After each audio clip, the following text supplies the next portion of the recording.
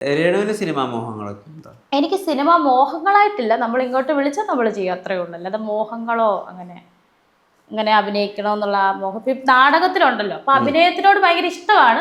Cinema വിളിച്ചാൽ നമ്മൾ ചെയ്യും. ഒരു സിനിമയുടെ ടൈറ്റിൽ ഷൂട്ട് നമ്മൾ ചെയ്തായിരുന്നു.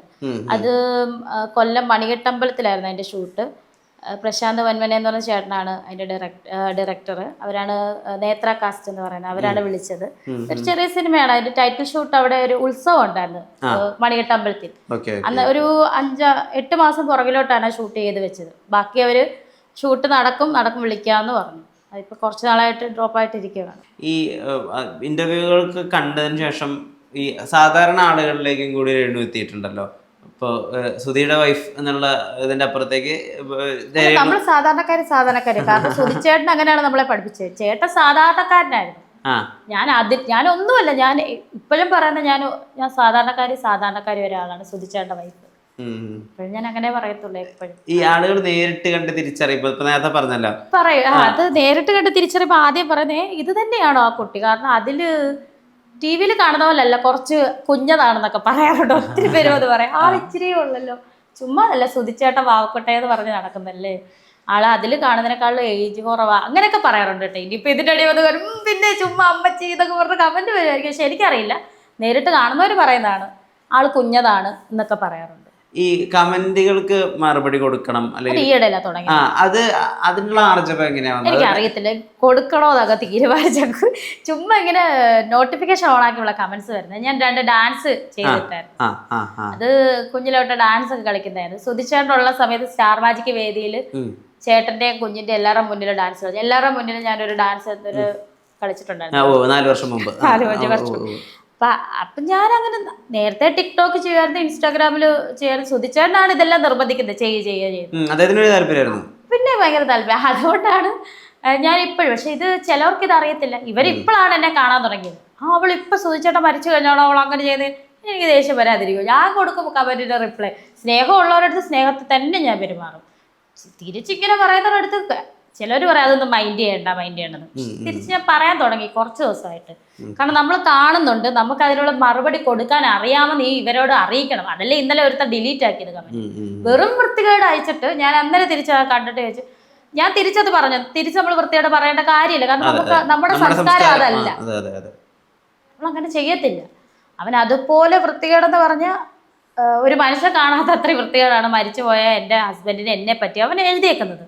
ഞാൻ ഇത്രേ പറഞ്ഞുള്ളൂ, ഇതിനുള്ള മറുപടി നീ നിയമത്തിന് മുന്നിൽ വന്ന് തന്നേ പറ്റത്തുള്ളൂ, നമുക്ക് അവിടെ വെച്ച് കാണാം, ഇത്രേ പറഞ്ഞുള്ളൂ. 5 മിനിറ്റ് അവൻ സോറി ചേച്ചി പറഞ്ഞ് ഡിലീറ്റ് ആക്കിയവൻ. ആ കമന്റ് ഫുള്ളും ഡിലീറ്റ് ആക്കി. അങ്ങനെ ഒരാളെ ഇല്ല അതിനകത്ത്, കമന്റും ഇല്ല. ഏറ്റവും സന്തോഷം തന്നിട്ടുള്ള ഒരു കമന്റ് ഏതാ ഈ അടുത്ത് വന്നത്? എന്താ പറയാ, നിങ്ങളുടെ സന്തോഷം നിങ്ങൾ ചെയ്യുക. കാരണം നിങ്ങൾക്ക് സൂചിച്ചേട്ടൻ മരിച്ചിട്ടില്ലെന്നല്ലേ പറയുന്നത്. നിങ്ങൾക്ക് ഇപ്പോഴും ഈ മറ്റുള്ളവരുടെ കമന്റ് എന്തിനാണ്, നെഗറ്റീവ് കമന്റ് എന്തിനാണ് നിങ്ങൾ നോക്കുന്ന? രേണു ഹാപ്പി ആയിട്ട് മുന്നോട്ട് പോവുക. വേറെ ആരാൾ സുധിച്ചേട്ടൻ്റെ മക്കളെ കളഞ്ഞിട്ട് വേറെ കെട്ടിപ്പോയില്ലല്ലോ രേണു. ഇപ്പോഴും സുധിച്ചേട്ടൻ്റെ ഭാര്യയായിട്ട് തന്നെ മക്കളുടെ കൂടെ തന്നെയല്ലേ, അമ്മയായിട്ട് തന്നെയല്ലേ ജീവിക്കുന്നത്. പിന്നെ നീ എന്തിനാണ് വിഷമിക്കുന്നത്, നിന്റെ ഇഷ്ടം നീ ചെയ്യുക. അങ്ങനെ ഒരു കമന്റ് വന്നായിരുന്നു. എനിക്ക് ഭയങ്കര ഇഷ്ടപ്പെട്ട കമന്റ്. കാരണം ഞാൻ വേറെ കെട്ടിപ്പോയില്ലല്ലോ, പോയിട്ട് ഇവര് പറയട്ടെ. ഞാൻ ഈ പിള്ളേരെ 2 ഉപേക്ഷിച്ചു, ഇനി എന്നെ നോക്കണ്ട, ഞാൻ ഒരുത്തൻ്റെ കൂടെ അങ്ങ് പോവുക. പോകാൻ അറിയാത്തോണ്ടോ ഒന്നും അല്ലല്ലോ, നമ്മൾ ഈ ലോകത്ത് ജീവിക്കുന്ന മനുഷ്യർ തന്നെയാണ് അല്ലെ, പച്ചയായിട്ടുള്ള മനുഷ്യരാണ് നമ്മളും. പ്രത്യേക അന്യഗ്രഹത്തിൽ നിന്ന് വന്ന ആളൊന്നും അല്ല ഞാൻ. പക്ഷെ ഞാൻ ഇപ്പോഴും സുധിച്ചേട്ടൻ്റെ ഭാര്യയായിട്ട് ഈ പിള്ളേരുടെ അമ്മയായിട്ട് തന്നെയല്ലേ ജീവിക്കുന്നത്.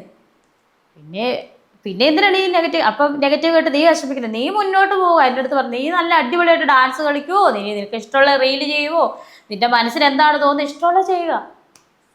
ബോൾഡ് ആകാനും പറ്റത്തില്ല. ബോൾഡായ എൻ്റെ അടി അവൾ അഹങ്കാരിയായി കരഞ്ഞോണ്ടിരുന്ന അവൾ അഭിനയിക്കുന്നത്. ഇതൊക്കെയാണ് പറയുന്നത്. നമുക്ക് ഒന്നും ചെയ്യാൻ പറ്റാത്ത അവസ്ഥയാണ്. എന്ത് പറഞ്ഞാലും ജഡ്ജ് ചെയ്യുന്ന ഒരു അവസ്ഥയാണ്. എന്ത് പറഞ്ഞാലും.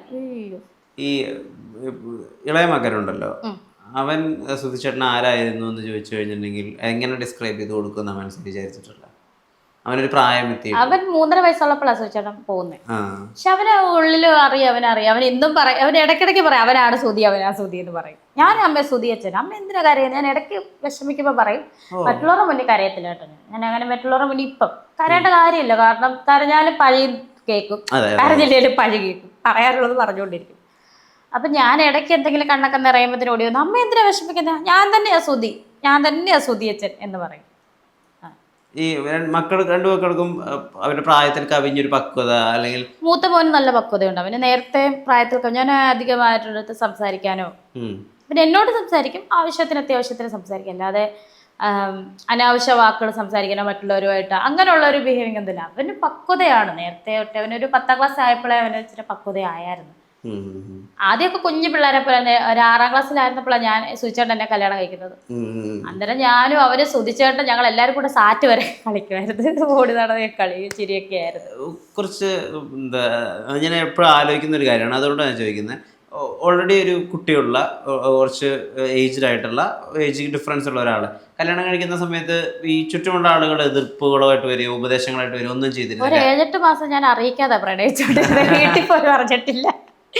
അന്നേരം സുധിച്ചേട്ടൻ്റെ കുറച്ച് സുഹൃത്തുക്കളും കിച്ചും ഉണ്ടായിരുന്നു. അന്ന് അവരുടെ എല്ലാ സാന്നിധ്യത്തിൽ ശ്വാസം എന്ന് പറയുന്ന എറണാകുളത്ത് അവിടെ വെച്ച് താലി കെട്ടിയായിരുന്നു. കിച്ചുവാണ് താലി മേടിക്കാൻ കൂടെ വന്നതും എല്ലാ കാര്യം അവനായിരുന്നു.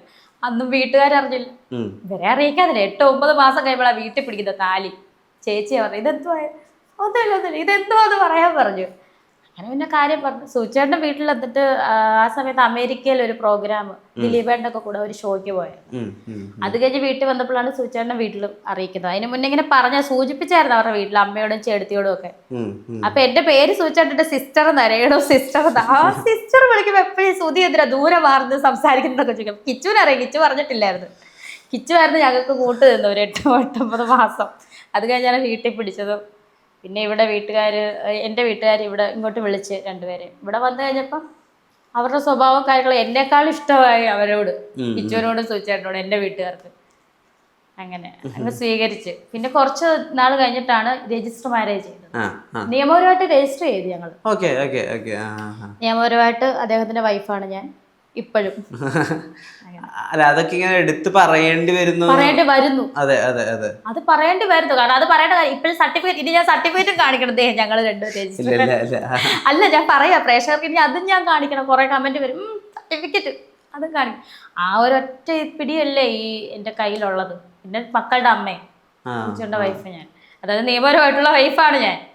എനിക്ക് പറഞ്ഞാൽ എനിക്ക് പറ്റത്തില്ല, കാരണം പറഞ്ഞേ പറ്റത്തുള്ളൂ. അതിപ്പോൾ അമ്മാതിരി കമന്റ് അല്ലേ വരുന്ന പോലും. രജിസ്റ്റർ മാരേജ് ചെയ്തു സ്പെഷ്യൽ ആക്ട് പ്രകാരം.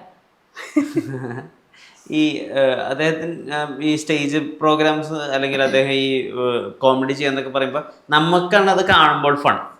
അത് വളരെയധികം സ്ട്രെസ്സിലൂടെയും പല പ്രശ്നങ്ങളിലൂടെയും കടന്നുപോയിട്ടാണ് അദ്ദേഹം ചെയ്യുന്നത്. അദ്ദേഹം മാനേജ് ചെയ്തിട്ടാണ് എന്തെങ്കിലും സന്ദർഭങ്ങൾ ഓർമ്മയുണ്ടോ? പിന്നെ ഒരുപാട് വിഷമങ്ങൾ അഭിമുഖീകരിക്കുമ്പോഴും പുള്ളി ഷൂട്ടിലാണെങ്കിലും സ്റ്റേജിൽ കയറിയാലും പുള്ളി അത് ഉള്ളിൽ മറന്നിട്ടാണ് പുള്ളി ചെയ്യുന്നത്. ചില സമയം എനിക്കും അങ്ങ് വിഷമോ എന്തെങ്കിലുമൊക്കെ പറയുമ്പോൾ ഇനി ഞാൻ നിന്നോടും പറയുന്നില്ല വാവക്കൂട്ടെ, നീ എന്തിനാ വിഷമിക്കുന്നത്, ഞാൻ എൻ്റെ ഉള്ളിൽ തന്നെ അങ്ങ് കൊണ്ടു നടന്നോളാം. എന്തെങ്കിലുമൊക്കെ കൂടുതലും സാമ്പത്തിക പ്രശ്നമൊക്കെ ആയിരുന്നു അധികവും. ഒരുപാട് ടെൻഷൻ, മാനസിക പ്രശ്നങ്ങൾ. ആ കൊറോണ വന്നതോടുകൂടിയാണ് പുള്ളി ആകെപ്പാടെ ഒരു ഡൗൺ ആയത്. അപ്പോഴും നമ്മൾ കൂടുതലുണ്ടെങ്കിലും ആൾക്ക് ഒരു വിഷമമായിരുന്നു. വീട് വെക്കണം, വീടില്ല എന്നുള്ള ചിന്ത. ഞാൻ നമുക്ക് വെക്കാട്ടെ, ഇനി സമയമുണ്ടല്ലോ എന്നുള്ള അങ്ങനെ. പിള്ളേരെ പഠിപ്പിക്കണം, വീട് വേണമെന്ന് എപ്പോഴും പറയാം.